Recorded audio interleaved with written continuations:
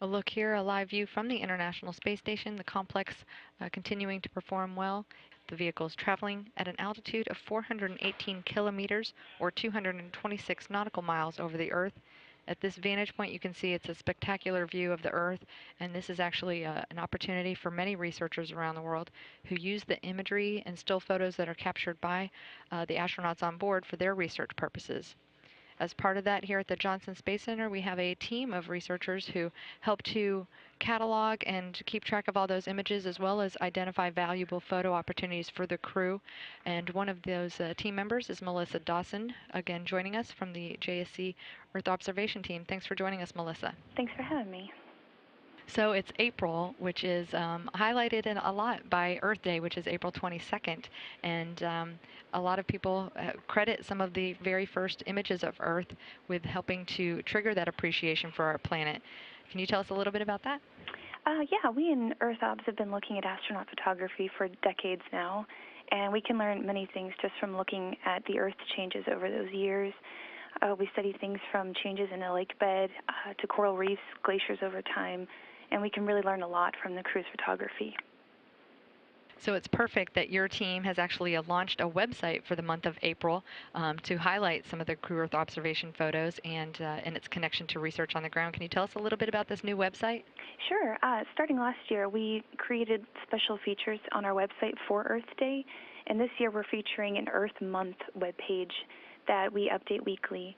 On the website, users can read about what CEO has been up to, new subsets for our main Gateway to Astronaut Photography website, and some of our favorite astronaut images over time. A few things we have now are our favorite astronaut tweeted image of the week. I know that Commander Hadfield and Tom Merschberg have tweeted quite a few images, so we pick from those images from their tweeted accounts. And then favorite astronaut image of the week that they have taken just that week alone, and favorite Earth image that astronauts have taken of dynamic events in history.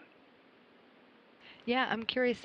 Definitely, Commander Chris Hadfield's Twitter feed and Tom Marshburn, they've just been really immensely popular. Have you guys seen a spike, and has social media impacted the use of these images and getting the public engaged?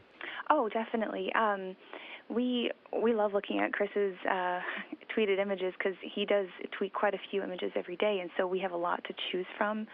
And so, they've been very active up there, not just with our target requests when we send them up every day, but on their own. They have a lot of really great images that come down, and so we have a lot to choose from, and social media has definitely played a huge part in astronaut photography and with CEO, and just particularly with Twitter, how people can tweet different images and retweet things, and it's really, we've seen a spike from that in particular.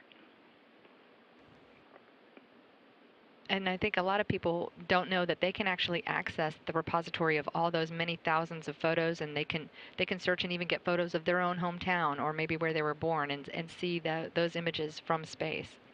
Yes, we have a very large database, like you said, with thousands and thousands of images that the crew has taken from space over the years.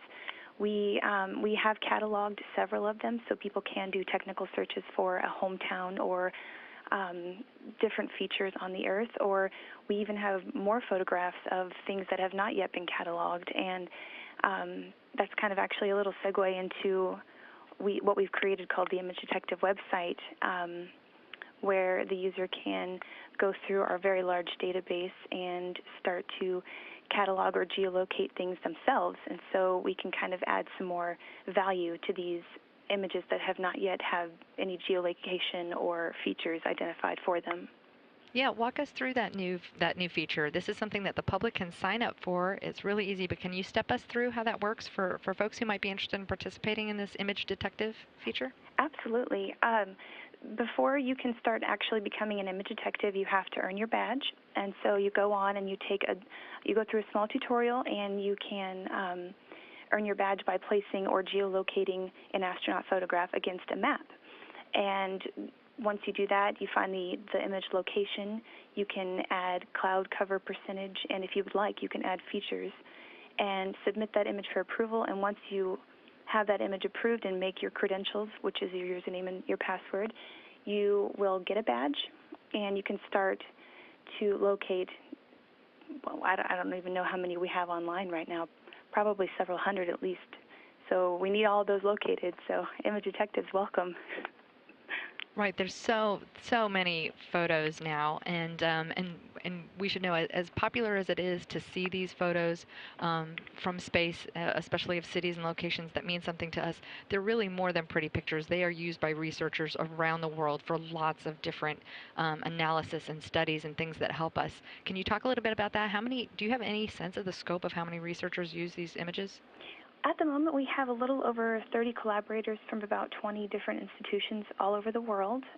They can make a particular request for a science site somewhere on Earth, and on a daily basis, we will analyze the crew's orbit tracks to see if they'll be flying over any of our over 300 science sites.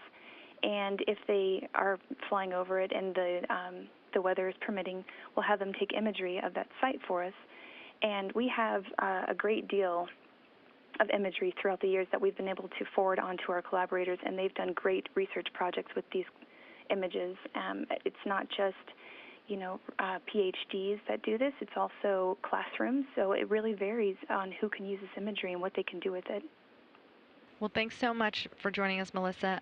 We definitely want to encourage people to visit that website. It's a really long URL, but I do want to encourage folks to go to our main NASA webpage at www.nasa.gov, and we do have a special Earth Month website and link that's got all sorts of Earth Day relevant applications and features from NASA research that's being done.